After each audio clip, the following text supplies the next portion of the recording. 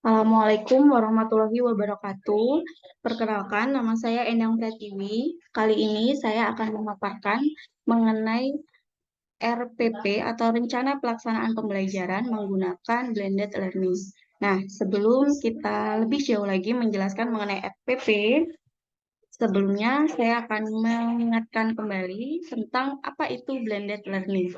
Jadi, Blended Learning adalah metode yang menggabungkan pembelajaran online atau yang kita sebut dengan sinkronus dan pembelajaran dengan tatap muka atau yang kita sebut dengan sinkronus. Nah, itu artinya dalam menerapkannya harus bergantung pada teknologi. Nah, blended learning ini membutuhkan tiga hal. Yang pertama, keterlibatan murid, memperkaya pengalaman belajar, dan meningkatkan efisiensi. Nah, selanjutnya kita akan langsung saja membahas mengenai RPP Blended Learning. Saya akan share screen. Nah, ini adalah kerja unjuk keterampilan atas nama saya sendiri, Endang Pratiwi, dengan modul pembelajaran. Nah, di bagian modul pembelajaran ini, saya memilih mata pelajaran matematika dengan materi bangun ruang. Selanjutnya, pada tujuan pembelajaran, pelajaran yang pertama, siswa dapat mengenal bagian-bagian kubus dan balok dengan benar. Nah, kompetensi pada tujuan pembelajaran yang pertama ini adalah mengenal bagian kubus dan balok. Selanjutnya, pada tujuan pembelajaran yang kedua yaitu siswa dapat menyebutkan ciri-ciri bangun kubus dan balok dengan benar. Nah, kompetensi pada tujuan pembelajaran yang kedua ini yaitu menyebutkan ciri-ciri bangun kubus dan balok. Lalu kemudian tujuan pembelajaran yang ketiga adalah siswa dapat menghitung volume kubus dan balok dengan tepat dengan kompetensi menghitung volume kubus dan balok. Selanjutnya, profil murid. Di bagian profil murid ini, kita mendeskripsikan tentang peserta, jenjang atau usia, hingga karakteristik, meliputi karakteristik biologis, kognitif, dan sosio-emosional. Nah, karakteristik ini dapat ditulis sedetail mungkin. Karena saya mengajar di kelas 4, jadi pelatihan ini dapat diikuti oleh peserta yang duduk pada jenjang SD kelas 4 SD yang sudah mengikuti mata pelajaran matematika. Adapun karakteristik peserta didik yang saya ajar sebagai berikut. Yang pertama, secara biologis. Secara biologis, mayoritas siswa yang saya ajar memiliki pertumbuhan fisik yang sehat. Hal ini dapat dibuktikan dengan badan yang tinggi dan berat badan yang normal. Dari 16 siswa, terdapat 3 siswa yang berada pada perkembangan motorik dalam kategori sedang. Sementara itu, 13 siswa yang lain memiliki kemampuan motorik dan panca indera yang baik. Kemudian yang kedua, secara kognitif, mayoritas siswa yang saya ajar memiliki kemampuan yang baik. Hal ini dapat dilihat dari 13 siswa yang mempunyai daya tangkap yang baik saat memahami materi yang disampaikan ketika proses pembelajaran berlangsung.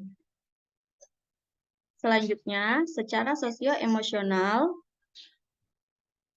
mayoritas siswa memiliki hubungan pertemanan yang baik.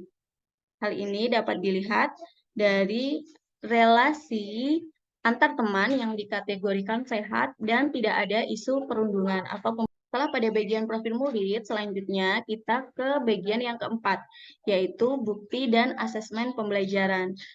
Pada aktivitas pembelajaran yang pertama, sumatif, siswa membuat video mendemonstrasikan tentang kubus dan balok yang telah dipelajarinya menggunakan aplikasi YouTube. Kemudian, bentuk evaluasinya yaitu berupa rubrik penilaian. Pada formatif yang pertama, siswa mengerjakan tes tertulis materi volume balok dan kubus dengan menggunakan aplikasi Google Form. Kemudian bentuk evaluasinya yaitu berupa pedoman penskoran. Selanjutnya, pada formatif kedua, siswa mengerjakan soal yang berkaitan dengan volume kubus dan balok. Bentuk evaluasinya yaitu berupa rubrik penilaian. Selanjutnya, pada formatif ketiga, siswa mengumpulkan progres dari sumatif dalam bentuk jurnal kerja dengan bentuk evaluasinya yaitu berupa lembar kerja. Yaitu pada diagnostik, siswa mengerjakan pretest tentang materi volume balok dan kubus dengan bentuk evaluasi berupa kuis. Lalu kemudian siswa melakukan tanya jawab langsung dengan guru tentang kesulitan belajarnya. Nah, kolom ini bisa ditambah sesuai kebutuhan. Selanjutnya bagian yang kelima, yaitu materi belajar. Nah, materi belajar ini dapat berupa pembelajaran asinkronus maupun pembelajaran sinkronus. Topik yang pertama, saya akan membahas mengenai bagian-bagian kubus dan balok dengan alur aktivitas pembelajaran, yaitu aktivitas yang pertama, siswa melihat tayangan video di YouTube yang telah diberikan oleh guru melalui WhatsApp. Selanjutnya, pada aktivitas yang kedua, siswa melakukan pretest untuk menguji kemampuan peserta didik.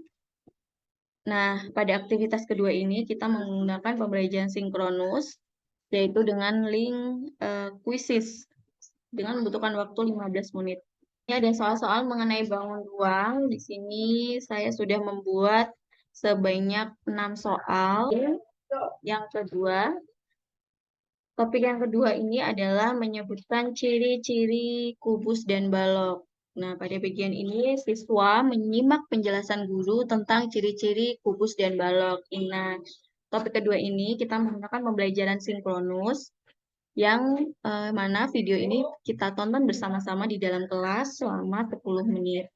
Langkah selanjutnya yaitu topik yang ketiga.